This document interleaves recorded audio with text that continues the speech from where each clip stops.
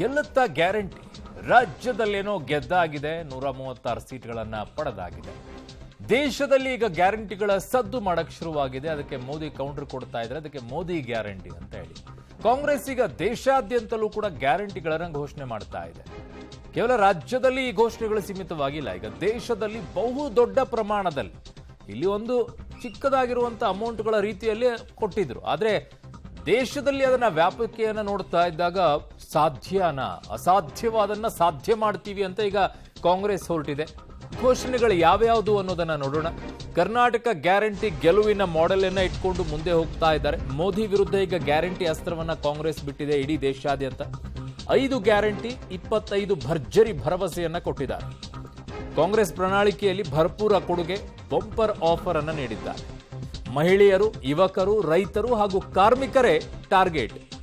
ಮತದಾರರಾಗಿರುವಂತಹ ಸೆಕ್ಟರ್ಗಳು ಮಹಿಳೆಯರಾಗಿರ್ಬೋದು, ನಿಮಗೆ ಯುವಕರಾಗಿರ್ಬೋದು, ರೈತರಾಗಿರ್ಬೋದು, ಕಾರ್ಮಿಕರು ಎಲ್ಲ ಅತಿ ಹೆಚ್ಚಿನ ಸಂಖ್ಯೆಯಲ್ಲಿದ್ದಾರೆ. ವೋಟ್ ಬ್ಯಾಂಕ್ ಅಂತ ಏನು ಕರೀತಾರೆ, ಅವರನ್ನ ಸೆಳೆಯುವಂತ ಪ್ರಯತ್ನಕ್ಕೆ ಈಗ ಗ್ಯಾರಂಟಿಗಳ ಘೋಷಣೆಯನ್ನ ಮಾಡಿದ್ದಾರೆ. ಇದಕ್ಕೆ ಜನ ಈಗ ರಾಜ್ಯದಲ್ಲಿ ಕೊಟ್ಟ ರೀತಿಯಲ್ಲಿ ದೇಶದಲ್ಲೂ ಕೂಡ ಬೆಂಬಲವನ್ನ ಕೊಡ್ತಾರಾ ಗೊತ್ತಿಲ್ಲ. ಗ್ಯಾರಂಟಿಗಳು ಹೇಗೆ ವರ್ಕ್ ಆಗುತ್ತೆ ಅಂತ ಹೇಳಿ ರಾಜ್ಯದಲ್ಲಂತೂ ವರ್ಕ್ ಆಗಿದೆ. ಅದಾದ ನಂತರ 5 ರಾಜ್ಯಗಳಲ್ಲಿ ಇದೇ ಗ್ಯಾರಂಟಿಗಳ ಘೋಷಣೆಯನ್ನ ಮಾಡ್ಕೊಂಡು ಹೋಗಿದ್ರು. ಬಟ್ ಅದು ಯಾವುದು ಕೂಡ ಕಾಣಿಸಿಕೊಳ್ಳಿಲ್ಲ.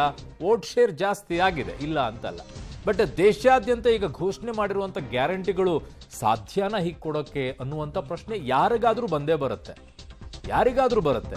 ಸೊ ಬಡ ಕುಟುಂಬದ ಮಹಿಳೆಗೆ 1 ಲಕ್ಷ ರೂಪಾಯಿ ಅಂತ ಹೇಳ್ತಾ ಇದ್ದಾರೆ. ರಾಜ್ಯದಲ್ಲಿ 2,000 ರೂಪಾಯಿ ಇದ್ದಿದೆ. ಪದವೀಧರ ನಿರುದ್ಯೋಗಿಗಳಿಗೆ 1 ಲಕ್ಷ ರೂಪಾಯಿ. ಇಲ್ಲಿ ಎಷ್ಟಿದೆ? ರೈತರ ಕೃಷಿ ಸಾಲ ಮನ್ನಾ 25 ಲಕ್ಷದವರೆಗೆ ಹೆಲ್ತ್ ಇನ್ಶೂರೆನ್ಸ್, ಯಾರಿಗೆ ಅಂತ ಹೇಳಿಲ್ಲ. ದೇಶವಾಸಿಗಳಿಗೆ ಕಾಂಗ್ರೆಸ್ ಪ್ರಾಮಿಸ್. ಇದು ಗ್ಯಾರಂಟಿಗಳನ್ನ ಈಗ ದೇಶಾದ್ಯಂತ ಘೋಷಣೆಯನ್ನ ಮಾಡಿದರೆ ರಾಜ್ಯದಲ್ಲಿ ಧೂಳೆ ಬಿಸಿದಂತ ಗ್ಯಾರಂಟಿಯೇ ಈಗ ಕಾಂಗ್ರೆಸ್ಗೆ ಜೀವಾಳವಾಗಿ ಕಾಣಿಸ್ತಾ ಇದೆ. ಫ್ರೀ ಘೋಷಣೆಗಳಿಂದಲೇ ಕಾಂಗ್ರೆಸ್ಗೆ ಜನಬಲ ಸಿಗುತ್ತೆ ಅನ್ನುವಂಥ ವಿಶ್ವಾಸದಲ್ಲಿ ಈಗ ಕಾಂಗ್ರೆಸ್ ದೇಶಾದ್ಯಂತ ಗ್ಯಾರಂಟಿಗಳನ್ನ ಘೋಷಣೆಯನ್ನ ಮಾಡಿದೆ. 1 ಲಕ್ಷ ರೂಪಾಯಿ. ಅದು ಯಾರಿಗೆ ಅಂತ ಹೇಳಿಲ್ಲ. ಬಡ ಕುಟುಂಬದ ಮಹಿಳೆಗೆ 1 ಲಕ್ಷ ಅಂತ ಹೇಳಿದ್ದಾರೆ. ನಾವೆಲ್ಲ ಅನ್ಕೊಳ್ಳುವಂಥದ್ದು ಡೆಫಿನೆಟ್ಲಿ BPL ಕಾರ್ಡ್ದಾರರಿಗೆ ಮಾತ್ರ ಅಂತ ಬರುತ್ತೆ. ಅದರ ಲೆಕ್ಕ ಹಾಕೊಂಡ್ರು ಎಷ್ಟಾಗುತ್ತೆ ನಮ್ಮ ದೇಶದಲ್ಲಿರುವಂಥದ್ದು? ನಮ್ಮ ರಾಜ್ಯಕ್ಕೆ ಕಂಪೇರ್ ಮಾಡಿಕೊಂಡ್ರೆ 1 ಕೋಟಿ ಇದೆ. 1,28,00,000 1,28,00,000 ನಮ್ಮ ಗೌರ್ಮೆಂಟ್ ನಂಬರ್ಸ್ಗಳ ಪ್ರಕಾರ. ಇಷ್ಟು ಕುಟುಂಬಗಳಿಗೇನೆ 1 ಲಕ್ಷ ರೂಪಾಯಿ ಒಂದು ಕುಟುಂಬಕ್ಕೆ ಅಂತ ಲೆಕ್ಕ ಹಾಕೊಂಡ್ರೆ ಎಷ್ಟಾಗುತ್ತೆ? ಸೊ ನೋಡಬೇಕು. ಕಾಂಗ್ರೆಸ್ ಪ್ರಾಮಿಸ್ ಇದು. ಯುವ ನ್ಯಾಯ, ಲೋಕಸಭೆಯ ಚುನಾವಣೆ ಗೆಲ್ಲೋಕೆ 25 ಗ್ಯಾರಂಟಿಯನ್ನ ಕಾಂಗ್ರೆಸ್ ಘೋಷಣೆಯನ್ನ ಮಾಡಿದ್ದಾರೆ. ಸೊ ಯುವ ನ್ಯಾಯ, ನಾರಿ ನ್ಯಾಯ, ಕಿಸಾನ್ ನ್ಯಾಯ, ಶ್ರಮಿಕ್ ನ್ಯಾಯ, ಹಿಸ್ಸಾದಾರಿ ನ್ಯಾಯ, ಇವು 5 ಮುಖ್ಯವಾಗಿ ಅವರು ಇಟ್ಟಿರೋದು. ಇದರ ಬೇಸ್ ಮೇಲೆನೆ ಉಳಿದಂಥವೆಲ್ಲವನ್ನ ಕೂಡ 25 ಗ್ಯಾರಂಟಿಗಳನ್ನ ಘೋಷಣೆಯನ್ನ ಮಾಡಿರೋದು.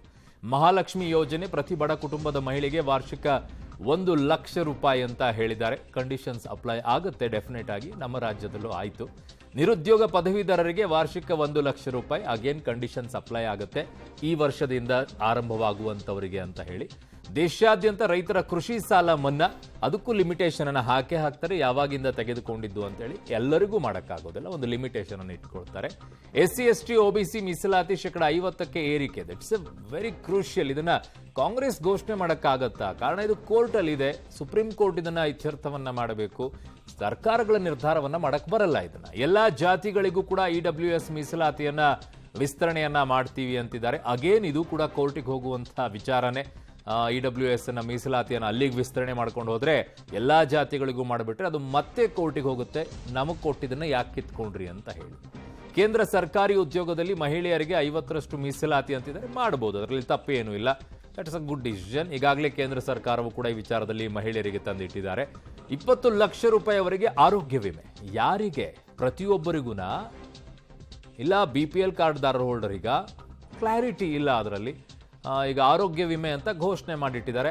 ಆಮೇಲೆ ಕಂಡೀಷನ್ಸ್ ಅನ್ನ ಹಾಕ್ತಾರೆ ಅದಕ್ಕೆ. ಸೊ ಆರೋಗ್ಯ ವಿಮೆ ಯಾರಿಗೆ ಏನು ಅನ್ನುವಂಥದ್ರ ಬಗ್ಗೆ ಬರಬೇಕಾಗತ್ತೆ.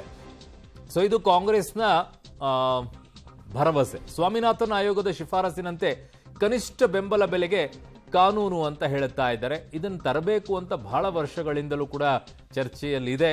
ಬಟ್ ತರ್ತಾರೋ ತರಲ್ವೋ ಗೊತ್ತಿಲ್ಲ. ಮೋದಿ ಸರ್ಕಾರದ ಅಗ್ನಿಪಥ ಯೋಜನೆಯನ್ನ ರದ್ದು ಮಾಡಕ್ ಅಂತ ಕಾಂಗ್ರೆಸ್ ಭರವಸೆಯನ್ನ ಕೊಟ್ಟಿದೆ. ಅಗ್ನಿಪಥ್ ಯೋಜನೆಯನ್ನ ಸೊ ಅದು ಯುವಕರು ಹೇಗೆ ನೋಡ್ತಾರೆ ಅನ್ನುವಂಥದ್ರ ಮೇಲೆ ಹೋಗುತ್ತೆ. ಹಿರಿಯ ನಾಗರಿಕರು, ವಿಧವೆಯರು, ಅಂಗವಿಕಲರಿಗೆ ಮಾಸಿಕ 1,000 ರೂಪಾಯಿ ಪಿಂಚಣಿಯನ್ನ ಕೊಡ್ತೀವಿ ಅಂತ ಹೇಳಿದ್ದಾರೆ. ಕಾರ್ಮಿಕರಿಗೆ ಉದ್ಯೋಗ ಖಾತ್ರಿ, ದಿನಕ್ಕೆ ಕನಿಷ್ಠ 400 ರೂಪಾಯಿ ಅಂತ ವೇತನ ಅಂತ ಹೇಳ್ತಾ ಇದ್ದಾರೆ. ಈಗ 380 ಇದೆ, ಅದನ್ನ 400 ಮಾಡ್ತೀವಿ ಅಂತ. EVM ಜೊತೆಗೆ ಬ್ಯಾಲೆಟ್ ಪೇಪರ್ ವೋಟಿಂಗ್ ಪದ್ಧತಿಯನ್ನ ಜಾರಿ ಅಂತಿದ್ದಾರೆ. It's very interesting. Ballot paper voting ಪದ್ಧತಿಯನ್ನ ತರ್ತೀನಿ ಅಂತ ಹೇಳಿ. ಓಕೆ, ಇದು ಮತ್ತೆ ಅಗೇನ್ ಹೋಗುತ್ತೆ, ಮತ್ತೆ ಇಶ್ಯೂ ಆಗುತ್ತೆ. ಅದನ್ನ ಚುನಾವಣಾ ಆಯೋಗ ಹೇಗೆ ನೋಡುತ್ತೆ, ಸುಪ್ರೀಂ ಕೋರ್ಟಿಗೆ ಹೋಗುತ್ತೆ ಇದು ಮತ್ತೆ ಅಗೇನ್ ಆಗಿ. ಬಟ್ ಅದ್ರ ಜೊತೆಗೆ ಇನ್ನೊಂದು ಹೇಳಿದ್ದಾರೆ, ಜಮ್ಮು ಕಾಶ್ಮೀರಕ್ಕೆ ವಿಶೇಷ ಸ್ಥಾನಮಾನವನ್ನ ವಾಪಸ್ ಕೊಡ್ತೀವಿ ಅನ್ನೋದನ್ನ ಕೂಡ ಬಹಳ ಇಂಪಾರ್ಟೆಂಟ್. ಅದು Modi guarantee versus Congress guarantee ಈಗ ಬಹಳ ಚರ್ಚೆಗೆ ಬರ್ತಾ ಇದೆ. ಸೊ ಎರಡರಲ್ಲಿ ಮತ ಸೂರೆಗೊಳ್ಳುವಂಥದ್ದು ಯಾರು? ವಿಕಸಿತ ಭಾರತ, ಜನಧನ, ಉಜ್ವಲ, ಕಿಸಾನ್ ಸಮ್ಮಾನ್ ಇವೆಲ್ಲವೂ ಕೂಡ ಚರ್ಚೆಯಲ್ಲಿದೆ. ಯಾವ ಗ್ಯಾರಂಟಿ ಜನರನ್ನ ಸೆಳೆಯುತ್ತೆ? ಈಗ ಕೇಂದ್ರ ಸರ್ಕಾರ ಕೊಟ್ಟಂತ ಗ್ಯಾರಂಟಿಗಳೇ ಮೇಲು ಅಂತ ಮೋದಿ ಹೇಳ್ತಾ ಇದ್ದಾರೆ. ಲೋಕಯುದ್ಧದಲ್ಲಿ ಗ್ಯಾರಂಟಿಗಳೇ ಮತ ಅಸ್ತ್ರಗಳೇ. ಗೆಲ್ಲೋದು ಯಾವ ಗ್ಯಾರಂಟಿ? ಮೋದಿಯದ್ದು, ಕಾಂಗ್ರೆಸ್ನದ್ದು? आज हम ये घोषणा पत्र गरीबों के लिए हम अर्पित कर रहे हैं। राहुल जी के नेतृत्व में चली भारत जोड़ो न्याय यात्रा में 5 पिलर्स पर ध्यान केंद्रित किया गया था। हमारे मैनिफेस्टो में भी है और इसके लिए जो हम पहले से ही करते हुए आए हैं वो भी हमने इसका उल्लेख किया है। और जो ऑटोक्रेटिक मोदी साहब है उनको हटाना चाहिए, ये मेरा आपसे विनंती है। लेकिन आज हम गारंटी जो भी दे रहे हैं, हम चंद स्टेट में करके दिखाए हैं। हिमाचल में करके दिखाए, कर्नाटक में करके दिखाए, तेलंगाना में करके दिखाए और राजस्थान में भी हमने करके दिखाए। तो ये हम जो कहते हैं वो हम करते हैं। हमारा कितना भी नुकसान हो, लेकिन